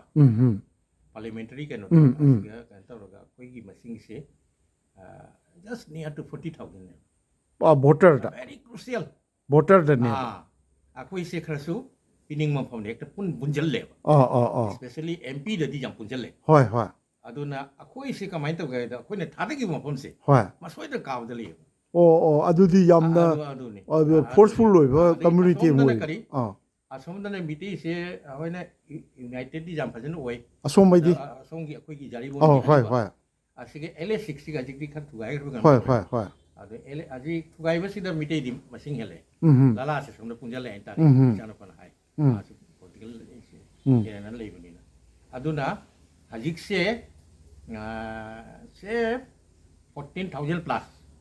ꯚꯣꯇꯔꯅꯦꯕ ꯍꯣꯏ ꯑꯗꯨꯒ ꯍꯧꯖꯤꯛꯀꯤ ꯀꯔꯤꯒꯨꯝꯕ ꯍꯧꯖꯤꯛꯇ ꯀꯅꯥꯒꯨꯝꯕ MLA ꯀꯥ ꯇꯥꯔꯒꯗꯤ ꯍꯣꯏ LA6ꯁꯤ ꯀꯥ ꯇꯥꯔꯒꯗꯤ ꯃꯥꯅ ꯐꯪꯕꯒꯤ ꯃꯁꯤꯡꯁꯦ ꯍꯣꯏ ꯑꯦꯔꯥꯎꯟ 65 ꯌꯧꯈ꯭ꯔꯗꯤ ꯃꯥ ꯁꯣꯏꯗꯅ ꯀꯥꯔꯅꯤ ꯑꯗꯣ 65ꯁꯤꯒ 14,000ꯁꯦ ꯂꯩꯔꯤ ꯑꯗꯨꯝ ꯃꯩꯇꯩꯁꯤ ꯗꯤꯁꯥꯏꯗꯤꯡ ꯐꯦꯛꯇꯔ ꯑꯃ ꯑꯣꯏꯕ ꯉꯝꯃꯤꯅꯦ ꯃꯩꯇꯩ ꯑꯃꯈꯛ ꯂꯦꯞꯀꯦ ꯍꯥꯏꯅ ꯊꯥꯡꯉꯩꯁꯦꯡ ꯆꯣꯡꯊꯣꯛꯈ꯭ꯔꯣ ꯍꯣꯏ ꯍꯣꯏ ꯃꯤꯇꯩꯁꯤꯅ ꯑꯩꯈꯣꯏꯗꯤ ꯃꯥꯗ ꯄꯤꯅꯤ ꯍꯥꯏꯔꯒꯗꯤ ꯃꯤꯇꯩꯗ ꯍꯦꯛꯇ MLA ꯑꯣꯏꯌꯦꯕ ꯑꯣ ꯀꯩꯅꯣ ꯑꯗꯨꯒ ꯑꯩꯈꯣꯏꯒꯤ ꯃꯁꯤꯡꯁꯤ ꯍꯦꯛ ꯂꯧꯊꯣꯛꯈꯤꯕꯗ ꯍꯣꯏ ꯍꯣꯏ ꯀꯥꯕꯗ ꯌꯥꯝ ꯋꯥꯔꯅꯦꯕ ꯍꯣꯏ ꯍꯣꯏ ꯍꯣꯏ ꯋꯥꯕ ꯍꯥꯏꯕ ꯁꯥꯊꯤꯅ ꯋꯥꯔꯅꯤ ꯃꯗꯨ ꯌꯥꯝ ꯅꯨꯡꯉꯥꯏꯕ ꯀꯩꯅꯣꯅꯤ ꯌꯥꯝꯗꯤ ꯐꯔꯒ ꯑꯗꯨ ꯑꯩꯈꯣꯏꯅ ꯍꯧꯖꯤꯛ ꯍꯥꯏꯖꯔꯤꯁꯤꯅꯤ ꯗꯦꯃꯣꯀ꯭ꯔꯦꯇꯤꯛ ꯁꯤꯁꯇꯦꯝꯗ ꯃꯤꯇꯩꯁꯦ ꯑꯩꯗꯤ ꯈꯤꯇꯪ ꯋꯥꯡꯅ ꯂꯧꯅꯤ ꯃꯥꯅꯤ ꯄꯣꯂꯤꯇꯤꯛꯁꯇ ꯍꯣꯏ ꯀꯩꯅꯣꯗ ꯑꯇꯩ ꯖꯥꯇꯤꯗꯤ ꯑꯩꯈꯣꯏ ꯃꯨꯁꯂꯤꯝ ꯈꯪꯗꯦ ꯀꯔꯤ ꯈꯪꯗꯦ ꯃꯣꯏ ꯍꯦꯛꯇ ꯃꯣꯏ ꯃꯤꯗꯨ ꯐꯪꯉ ꯃꯣꯏ ꯍꯦꯛꯇ ꯄꯤꯅꯤ ꯍꯣꯏ ꯑꯃ ꯈꯪꯗꯦ ꯁꯣꯝꯗ ꯍꯥꯏꯖꯤꯜꯂꯤ ꯍꯣꯏ ꯑꯗꯨꯒ ꯑꯩꯒꯤ ꯏꯃꯧ ꯅꯨꯄꯤꯒꯤ ꯍꯥꯛꯇꯛꯇꯗꯤ ꯍꯣꯏ ꯑꯩꯈꯣꯏ ꯃꯤꯇꯩꯅ ꯐꯪꯉꯤꯁꯤ ꯚꯣꯠꯁꯤ ꯈꯤꯇꯅꯤ ꯑꯇꯩꯗꯒꯤ ꯂꯣꯏꯅ ꯀꯩꯅꯣꯗ ꯑꯩꯈꯣꯏꯅ ꯃꯤꯒꯤꯗꯃꯛꯇ ꯇꯧꯔꯨꯕꯅꯤꯅ ꯍꯣꯏ ꯍꯣꯏ ꯏꯁꯥꯃꯛꯅ 2001ꯗꯒꯤ ꯂꯥꯛꯄꯗꯒꯤ ꯃꯐꯝꯁꯦ BJPꯁꯤ ꯊꯤ ꯐꯪꯈꯤꯗ꯭ꯔ ꯃꯐꯝꯅꯦ ꯑꯣ ꯄꯥꯔꯇꯤꯒꯤ ꯑꯣꯏꯅ ꯂꯦꯞꯄꯤꯔꯥ ꯄꯥꯔꯇꯤ ꯑꯣꯏꯅ ꯑꯍꯥꯟꯕ ꯑꯩ ꯑꯩꯅ ꯌꯥꯝꯅ ꯄꯥꯝꯖꯕ ꯍꯣꯏ ꯍꯣꯏ ꯑꯗꯩ ꯑꯩꯅ ꯃꯨꯛ ꯇꯧꯔꯦ ꯌꯨꯝꯗꯒꯤ ꯅꯨꯃꯤꯠ 6-7 ꯌꯨꯝꯗꯒꯁꯦ ꯊꯣꯡꯒ ꯊꯤꯡꯖꯤꯜꯂꯒ ꯄꯨ ꯆꯩꯕ ꯐꯥꯎ ꯂꯩꯔꯕ ꯑꯣ ꯑꯗꯩ ꯅꯨꯃꯤꯠ 6 ꯐꯥꯎ ꯂꯣꯜꯂꯨꯏꯌꯦꯕ ꯑꯣ ꯑꯗꯩ ꯅꯣꯡꯃꯩꯒ ꯂꯣꯠꯁꯟ ꯈꯣꯠꯆꯟ ꯑꯣ ꯌꯥꯝ ꯇꯧꯈ꯭ꯔꯦꯅꯦ ꯌꯥꯝ ꯋꯥꯈ꯭ꯔꯦꯕ ꯑꯗꯣ ꯍꯩꯂꯥꯀꯥꯟꯗꯤꯁꯤꯗꯤ ꯍꯥꯟꯅ ꯐꯥꯔꯁ ꯑꯁꯥꯝꯗ ꯃꯩꯇꯩ MLA ꯑꯣꯏꯅ ꯀꯥꯕꯁꯤ ꯅꯣꯡꯊꯣꯝꯕꯝ ꯕꯤꯗ꯭ꯌꯥꯄꯇꯤ ꯌꯦꯁ ꯍꯥꯟꯅ ꯃꯥꯅ ꯈ꯭ꯋꯥꯏ ꯍꯥꯟꯅ ꯀꯌꯥꯃꯣꯝ ꯅꯣꯡꯊꯣꯝꯕꯝ ꯅꯣꯡꯊꯣꯝꯕꯝ ꯑꯗꯒꯤ ꯂꯂꯥꯗ ꯑꯩꯈꯣꯏꯒꯤ ꯍꯟꯖꯟꯅ ꯀꯥꯒꯗꯕꯅꯤ ꯀꯥꯕꯁꯤ ꯃꯣꯏꯅ ꯍꯥꯏꯅꯩ ꯔꯤꯌꯦꯂꯤꯇꯤꯗꯤ ꯑꯩ ꯍꯥꯏ ꯉꯝꯗ꯭ꯔꯦ ꯍꯣꯏ ꯍꯣꯏ ꯑꯗꯨ ꯑꯌꯥꯝꯕꯗ ꯍꯪꯅꯕꯗ ꯃꯣꯏꯅ ꯑꯁꯤ ꯑꯣꯞꯁꯟ ꯑꯃꯗꯤ ꯄꯤꯌꯦꯕ ꯍꯣꯏ ꯍꯥꯏꯔꯤꯁꯤ ꯆꯨꯝꯃꯦ ꯍꯥꯏꯅ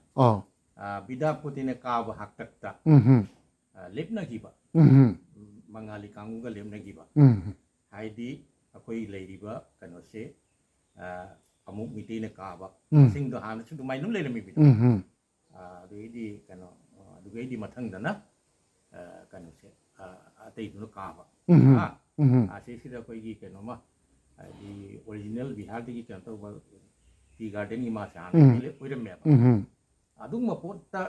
ꯌꯥꯅꯔꯛꯇꯕꯗꯒꯤ ꯋꯥꯁꯛꯅꯒꯦꯅ ꯍꯥꯏ ꯆꯦꯡꯃꯤꯟꯒꯤ ꯃꯥꯟꯗꯣꯞ ꯑꯝꯗ ꯁꯨꯃꯥꯏꯅ ꯑꯩꯈꯣꯏ ꯃꯊꯪ ꯑꯃꯨꯛ ꯃꯤꯇꯩꯅ ꯑꯣꯏꯅꯤ ꯑꯃꯨꯛ ꯑꯃꯅ ꯑꯣꯏꯅꯤ ꯍꯥꯏꯕꯁꯤꯒ ꯃꯔꯛꯇ ꯃꯤꯇꯩꯁꯤꯅ ꯀꯥꯏꯈꯤꯕ ꯉꯥꯛꯍꯧꯗꯕ ꯑꯗꯒꯤ ꯂꯂꯥꯒꯤ ꯀꯩꯅꯣ ꯋꯥꯔꯗꯀꯤ ꯑꯩꯈꯣꯏꯒꯤ ꯃ꯭ꯌꯨꯅꯤꯁꯤꯄꯥꯂꯤꯇꯤꯒꯤꯁꯨ ꯃꯦꯝꯕꯔ ꯑꯃ ꯀꯃꯤꯁꯅꯔ ꯀꯩꯅꯣꯒꯤ ꯑꯩꯈꯣꯏꯒꯤ ꯀꯩꯅꯣ ꯑꯣꯏꯈꯤꯗꯅ ꯍꯥꯟꯅ ꯑꯩꯈꯣꯏꯒꯤ ꯀꯣꯟꯁꯝꯒꯤ ꯀꯔꯤ ꯀꯣꯟꯁꯝꯅꯤ ꯃꯥꯏ ꯃꯃꯤꯡꯗꯨ ꯁꯣꯃꯣꯔꯖꯤꯠ ꯍꯧꯖꯤꯛꯇꯤ ꯂꯩꯈꯤꯗ꯭ꯔ ꯃꯥꯜꯂꯦ ꯂꯩꯈꯤꯗ꯭ꯔꯦ ꯃꯥꯗꯤ ꯀꯩꯅꯣꯒ ꯑꯣꯏꯔꯝ ꯃꯥꯜꯂꯦ ꯑꯩꯈꯣꯏꯒꯤ ꯆꯤꯞ ꯀꯥꯎꯟꯁꯤꯂꯔ ꯀꯩꯅꯣꯒꯨꯝꯕ ꯑꯣꯏꯔꯝꯕ꯭ꯔꯣ ꯃꯍꯥꯛꯁꯦ ꯀꯣꯡꯒ꯭ꯔꯦꯁꯀꯤ ꯀꯩꯅꯣꯗꯗꯤ ꯀꯥꯎꯝ ꯆꯥꯎꯅ ꯄꯥꯏꯔꯝꯃꯤ ꯄꯥꯏꯔꯝꯃꯤ ꯍꯣꯏꯅꯦ ꯑꯗꯨꯝꯕ ꯑꯃ ꯑꯥ ꯑꯗꯨꯗꯤ ꯁꯣꯝꯗꯗꯤ ꯌꯥꯝ ꯀꯥꯎꯟꯁꯤꯂꯔꯗꯤ ꯃꯤꯇꯩꯗ ꯌꯥꯝ ꯂꯩꯔꯝꯃꯦ ꯑꯣ ꯍꯥꯟꯅ ꯀꯥꯈꯤꯕ ꯂꯩꯌꯦꯕ ꯑꯣ ꯑꯩꯈꯣꯏ ꯁꯤꯒ ꯒꯤꯔꯤꯕꯥꯕꯨ ꯍꯥꯏꯅ ꯃꯥꯁꯦ ꯂꯥꯏꯔꯤꯛ ꯂꯥꯏꯁꯨ ꯀꯔꯤꯝ ꯍꯩꯇꯕ ꯃꯤꯅꯤ ꯄꯩꯁꯥꯗꯤ ꯌꯥꯝꯅ ꯄꯥꯏꯖꯕ ꯃꯤ ꯌꯥꯝ ꯇꯤꯟꯅꯕ ꯃꯤ ꯌꯥꯝ ꯅꯦꯝꯃꯦ ꯑꯣ ꯑꯗꯣ ꯍꯩꯂꯀꯥꯟꯗꯤ ꯇꯥꯎꯟꯒꯤ ꯑꯣ ꯃꯥ ꯀꯥꯎꯟꯁꯤꯂꯔ ꯑꯣꯏꯔꯝꯃꯦ ꯑꯣ ꯏꯃꯥ ꯑꯣ ꯕꯪꯒꯥꯂꯤꯒꯤ ꯍꯦꯠ ꯑꯣꯏ ꯂꯩꯔꯝꯃꯦ ꯑꯣ ꯂꯥꯏꯔꯤꯛꯀ ꯍꯩꯕ ꯅꯠꯇꯦ ꯑꯣ ꯃꯤ ꯇꯤꯟꯅꯕ ꯑꯗꯨꯗ ꯑꯗꯩ ꯅꯣꯅꯤ ꯍꯥꯏꯗꯤ ꯀꯩꯅꯣꯒꯤ ꯃꯆꯥ ꯑꯩꯈꯣꯏꯒꯤ ꯅꯣꯅꯤ ꯈꯪꯗꯦ ꯀꯔꯤ ꯈꯪꯗꯦ ꯃꯥꯁꯨ ꯀꯩꯅꯣ ꯑꯣꯏꯔꯝꯃꯤ ꯀꯥꯕꯣꯝ ꯃꯣꯏꯒꯤ ꯀꯩꯅꯣꯁꯦ ꯀꯥꯕꯣꯝ ꯋꯥꯡꯂꯤ ꯀꯩꯅꯣꯗꯤ ꯑꯩꯈꯣꯏ ꯂꯥꯏꯁ꯭ꯔꯝꯈꯨꯜꯁꯤ ꯀꯩꯅꯣ ꯑꯩꯈꯣꯏꯒꯤ ꯒ꯭ꯔꯥꯝ ꯄꯟꯆꯥꯌꯠꯇꯤ ꯒ꯭ꯔꯥꯝ ꯄꯟꯆꯥꯌꯠ ꯆꯤꯡꯉꯤꯔ म्युनिꯁꯤꯄꯥलिꯇꯤ ꯆꯤꯡꯉꯤꯔ ꯅꯠꯇꯦ ꯑꯁꯤꯗꯤ ꯒ꯭ꯔꯥꯝ ꯄꯟꯆꯥꯌꯠꯀꯤ ꯑꯦꯔꯤꯌꯥ ꯒ꯭ꯔꯥꯝ ꯄꯟꯆꯥꯌꯠꯇꯤ ꯄ꯭ꯔꯙꯥꯟꯗꯤ ꯀꯅꯥꯅ ꯀꯥꯏ ꯑꯁꯤ ꯀꯩꯅꯣꯅ ꯇꯥꯏ ꯅꯥꯠ ꯑꯃꯈꯛ ꯀꯥꯏ ꯀꯔꯤꯅꯣ ꯑꯇꯣꯞꯄ ꯖꯥꯇꯤꯅ ꯑꯇꯣꯞꯄ ꯑꯗꯨꯁꯨ ꯀꯩꯅꯣ ꯑꯗꯨꯒ ꯏꯃꯧ ꯅꯨꯄꯤꯅ ꯑꯁꯤꯁꯨ ꯇꯦꯛꯅꯣꯂꯣꯖꯤ ꯑꯃ ꯍꯥꯏꯇꯥꯔꯦꯅꯦ ꯍꯣꯏ ꯇꯦꯛꯅꯤꯛ ꯑꯃꯅꯦꯕ ꯑꯃꯈꯛ ꯑꯃꯗꯤ ꯑꯃ ꯍꯣꯏ ꯑꯗꯨ ꯄꯤꯗ꯭ꯔꯗꯤ ꯍꯣꯏ ꯍꯥꯏꯗꯣꯛꯄꯗꯤ ꯌꯥꯗ꯭ꯔꯦ ꯍꯣꯏ ꯑꯗꯨ ꯃꯉꯣꯟꯗ ꯄꯤꯗ꯭ꯔꯒꯗꯤ ꯌꯥꯔꯣꯏ ꯍꯥꯏꯅ ꯃꯤꯇꯩꯁꯤꯡꯅ ꯋꯥꯔꯧꯔꯛꯄ ꯌꯥꯎꯔꯛꯄꯗꯨꯗ ꯑꯩ ꯌꯥꯔꯣꯏ ꯅꯈꯣꯏꯅ ꯏꯃꯧ ꯅꯨꯄꯤ ꯀꯥꯍꯟꯒꯦ ꯍꯥꯏꯇꯥꯔꯒꯗꯤ ꯅꯪꯅ ꯌꯥꯅꯤꯡꯕꯗꯨꯗꯣ ꯑꯩꯈꯣꯏ ꯃꯩꯇꯩꯒꯤ ꯍꯧꯅꯕꯤꯗꯣ ꯌꯥꯔꯣꯏ ꯑꯩꯅ ꯄꯤꯔꯒ ꯑꯩꯅ ꯃꯥꯗ ꯄꯤꯔꯒ ꯑꯗ ꯑꯩꯅ ꯄꯤꯗ ꯇꯥꯔꯒꯗꯤ ꯃꯥꯅ ꯅꯪ ꯌꯥꯗꯦ ꯍꯥꯏꯔꯒꯗꯤ ꯑꯩꯈꯣꯏ ꯏꯃꯧ ꯅꯨꯄꯤ ꯀꯥꯗꯦ ꯇꯥꯃꯣ ꯐꯣꯟ ꯂꯥꯛꯃꯥꯟꯅꯦ ꯇꯥꯃꯣꯅ ꯃꯦꯟ ꯏꯅꯤꯁꯤꯌꯦꯇꯤꯞ ꯂꯧꯕꯤꯕ ꯃꯥꯜꯂꯤ ꯍꯧꯅꯕꯨꯡꯒꯤ ꯂꯥꯏꯅꯤꯡꯍꯜꯒꯤ ꯃꯁꯤ ꯋꯥꯈꯜꯂꯣꯟꯁꯦ ꯑꯄꯣꯛꯄꯁꯤꯗꯤ ꯑꯃꯇꯪ ꯑꯣꯏ ꯂꯩꯔꯝꯃꯤꯅ ꯍꯣꯏ ꯑꯗꯨꯗ ꯈꯤꯇꯪ ꯅꯤꯡꯉꯥꯏ ꯍꯥꯏꯕ ꯇꯥꯔꯦ ꯑꯩꯈꯣꯏꯒꯤ ꯑꯄꯣꯛꯄꯁꯤꯁꯨ ꯌꯥꯝ ꯆꯥꯎꯔꯦꯅꯦ ꯍꯣꯏ ꯐꯝꯁꯨ ꯌꯥꯝ ꯆꯥꯎꯔꯦ ꯆꯥꯎꯔꯤꯅꯦ ꯀꯩꯅꯣꯗꯒ ꯊꯦꯡꯅꯩꯅꯦ ꯈꯨꯖꯥꯏꯔꯣꯝꯒꯤ ꯑꯗꯨ ꯃꯥꯒꯤ ꯈꯤꯇꯪ ꯍꯧꯖꯤꯛꯀꯤ ꯑꯥꯏꯗꯤꯌꯣꯂꯣꯖꯤꯁꯤꯡꯁꯤꯅ ꯗꯤꯐꯔꯦꯟꯁ ꯈꯔ ꯑꯣꯏꯔꯛꯄ ꯑꯩꯅ ꯍꯥꯏꯕ ꯌꯥꯗꯦ ꯍꯥꯏꯕ ꯃꯤꯇꯩꯁꯤ ꯅꯤꯡꯊꯧꯅꯦ ꯍꯥꯏꯁꯦ ꯃꯤꯇꯩꯁꯦ ꯁꯥꯏꯗ ꯑꯩꯈꯣꯏꯒꯤ ꯕꯪꯒꯥꯂꯤ ꯀꯥꯡꯕꯨ ꯑꯩꯁꯨ ꯄꯥꯔꯇꯤꯗꯁꯨ ꯈꯤꯇꯪ ꯋꯥꯡ ꯂꯩꯖꯔꯝꯃꯦꯕ ꯑꯩꯅ ꯍꯥꯏꯌꯦ ꯑꯗꯣ ꯃꯣꯏ ꯄꯪꯅꯣꯛꯇ ꯅꯣꯛꯏꯑꯕ ꯑꯩꯅ ꯍꯥꯏꯕ ꯁꯝ ꯇꯧꯅꯣꯏ ꯅꯣꯏ ꯃꯤꯇꯩ ꯍꯥꯏꯁꯦ ꯀꯩꯅꯣ ꯈꯪꯉꯣꯏ ꯃꯤꯇꯩꯁꯤ ꯀꯩꯅꯣ ꯈꯪꯉꯣꯏꯕ ꯑꯥꯏꯗꯔ ꯅꯤꯡꯊꯧ ꯁꯦꯝꯃ ꯄꯨꯝꯅꯃꯛ ꯅꯤꯡꯊꯧ ꯑꯣꯏꯍꯜꯂꯣ ꯑꯗꯨ ꯌꯥꯅꯤ ꯅꯤꯡꯊꯧꯒ ꯄ꯭ꯔꯖꯥꯒ ꯑꯣꯏꯍꯟꯕꯗꯤ ꯁꯨꯡꯌꯥ ꯌꯥꯔꯣꯏ ꯑꯥꯏꯗꯔ ꯄ꯭ꯔꯖꯥ ꯑꯝꯇ ꯁꯦꯝꯈ꯭ꯔꯣ ꯑꯩꯈꯣꯏ ꯅꯤꯡꯊꯧ ꯑꯃꯇꯅꯤ ꯑꯅꯣ ꯇꯥꯃꯣꯅ ꯍꯥꯏ ꯑꯩꯈꯣꯏꯒꯤ ꯖꯥꯔꯤꯕꯣꯟ ꯂꯥꯏꯁ꯭ꯔꯝꯈꯨꯜꯒꯤ ꯇꯥꯃꯣ ꯑꯣꯅꯔꯤ ꯀꯦꯞꯇꯦꯟ ꯔꯤꯇꯤꯌꯔ ꯑꯩꯈꯣꯏꯒꯤ ꯇꯥꯃꯣ ꯅꯥꯎꯔꯦꯝ ꯆꯥꯎꯕꯅ ꯍꯥꯏꯕꯁꯦ ꯃꯩꯇꯩꯁꯦ ꯅꯤꯡꯊꯧ ꯂꯣꯏꯅ ꯑꯣꯏꯃꯤꯟꯅꯕ ꯑꯃ ꯌꯥꯅꯤ ꯑꯩꯈꯣꯏ ꯅꯤꯡꯊꯧꯒ प्रजा ꯑꯣꯏꯃꯤꯟꯅꯕꯗꯤ ꯌꯥꯔꯣꯏ ꯍꯥꯏꯕ ꯋꯥꯍꯩꯁꯦ ꯃꯁꯤ ꯑꯩꯈꯣꯏꯅ ꯌꯥꯝꯅ ꯈꯪꯖꯤꯟꯅꯤꯡꯉꯥꯏ ꯑꯣꯏꯕ ꯋꯥꯐꯝꯅꯤ ꯇꯥꯃꯣ ꯅꯨꯡꯉꯥꯏꯖꯔꯦ ꯏꯀꯣꯅꯣꯃꯤꯀꯦꯜꯂꯤ ꯀꯔꯤꯗꯤ ꯑꯩꯈꯣꯏꯒꯤ ꯖꯥꯔꯤꯕꯣꯟ ꯂꯝꯗꯝꯗ ꯂꯩꯔꯤꯕ ꯑꯌꯥꯝꯕ ꯑꯋꯥꯕ ꯈꯨꯟꯁꯨ ꯑꯗꯨꯝ ꯌꯥꯎꯗꯕ ꯅꯠꯇꯦ ꯉꯔꯥꯡ ꯎꯕꯤꯔꯦ ꯑꯩꯈꯣꯏꯅ ꯃꯇꯠ ꯆꯠꯆꯗꯅ ꯎꯠꯆꯈ꯭ꯔꯦ ꯑꯗꯨꯒ ꯂꯥꯏꯁ꯭ꯔꯝ ꯈꯨꯟꯒꯤ ꯑꯣꯏꯅꯗꯤ ꯌꯨꯝꯊꯣꯡ 150 ꯑꯗ ꯇꯧꯔꯒ ꯑꯩꯈꯣꯏꯒꯤ ZPC ꯖꯤꯂꯥ ꯄꯔꯤषꯠꯀꯤ ꯇꯥꯃꯣ ꯆꯥꯎꯒꯤ ꯃꯃꯧ ꯏꯕꯦꯝꯃꯅ ꯑꯣꯏꯔꯤꯕ ꯂꯝꯗꯝꯅꯤ ꯑꯗꯨꯒ ꯃꯅꯤꯄꯨꯔꯗ ꯃꯃꯤꯡ ꯆꯠꯂꯕ ꯀꯩꯗꯧꯔꯕ ꯑꯩꯈꯣꯏ ꯃꯩꯇꯩꯒꯤ ꯈꯨꯟꯅꯥꯏꯗ ꯃꯃꯤꯡ ꯆꯠꯂꯕ ꯂꯥꯏꯔꯤꯛ ꯂꯥꯏꯁꯨ ꯍꯩꯔꯕ ꯃꯤꯌꯥꯝ ꯃꯤꯑꯣꯏ ꯀꯌꯥ ꯊꯣꯛꯈ꯭ꯔꯕ ꯑꯗꯨꯒꯨꯝꯕ ꯊꯣꯛꯂꯛꯀꯗꯧꯔꯤꯕꯒꯤ ꯊꯣꯛꯂꯛꯄꯒꯤ ꯑꯁꯥꯁꯨ ꯑꯗꯨꯝ ꯂꯩꯔꯤꯕ ꯑꯗꯨꯒꯨꯝꯕ ꯂꯝꯗꯝꯅꯤ ꯑꯗꯨ ꯃꯁꯤ ꯍꯥꯏꯖꯔꯒ ꯑꯩꯍꯥꯛꯅ ꯈ꯭ꯋꯥꯏꯒꯤ ꯃꯐꯝꯗ ꯑꯩꯈꯣꯏꯒꯤ ꯖꯥꯔꯤꯕꯣꯟꯒꯤ ꯂꯥꯏꯁ꯭ꯔꯝꯈꯨꯜ ꯍꯥꯏꯂꯥꯀꯥꯟꯗꯤ ꯗꯤꯁꯇ꯭ꯔꯤꯛꯇ ꯈ꯭ꯋꯥꯏꯗꯒꯤ ꯆꯥꯎꯕ ꯃꯩꯇꯩ ꯈꯨꯡꯒꯪ ꯂꯥꯏꯁ꯭ꯔꯝꯈꯨꯜꯁꯤ ꯈ꯭ꯋꯥꯏꯒꯤ ꯃꯐꯝꯗ ꯍꯥꯏꯐꯦꯠ ꯃꯁꯤꯒꯤ ꯆꯥꯎꯔꯥꯛꯄ ꯃꯁꯛ ꯑꯃ ꯊꯝꯖꯕꯗꯨ ꯃꯇꯥꯡ ꯑꯁꯤꯗ ꯂꯣꯏꯁꯤꯟꯖꯒꯦ ꯃꯥꯡꯗ ꯎꯔꯤꯕꯁꯤ ꯂꯥꯏꯅꯤꯡꯍꯜ ꯐꯨꯂꯣꯒꯤ ꯑꯩꯈꯣꯏꯒꯤ ꯈꯣꯏꯔꯤ ꯅꯥꯎꯐꯝ ꯇꯥꯐꯝ ꯆꯞ ꯆꯥꯕ ꯃꯐꯝꯗꯨꯃꯛ ꯑꯩꯈꯣꯏꯒꯤ ꯂꯥꯏꯁꯪ ꯁꯥꯗꯅ ꯑꯩ ꯃꯃꯥꯡꯗ ꯎꯠꯆꯈ꯭ꯔꯦ ꯃꯁꯤꯗꯩꯁꯤꯗ ꯎꯠꯆꯕꯒ ꯂꯣꯏꯅꯅ ꯑꯩꯍꯥꯛꯀꯤ ꯉꯁꯤ ꯐꯦꯕ꯭ꯔꯨꯋꯥꯔꯤꯒꯤ ꯇꯥꯡ 12, 2025 ꯑꯩꯈꯣꯏꯒꯤ ꯅꯣꯡꯃꯥꯏꯖꯤꯡ ꯅꯨꯃꯤꯠꯇ ꯑꯩꯅ ꯂꯥꯏꯁ꯭ꯔꯝꯈꯨꯜꯕꯨ ꯇꯥꯛꯆꯕꯒꯤ ꯈ꯭ꯋꯥꯏꯒꯤ ꯃꯐꯝꯗ ꯆꯥꯎꯔꯥꯛꯄ ꯃꯁꯛ ꯑꯃ ꯇꯥꯛꯆꯕꯒꯤ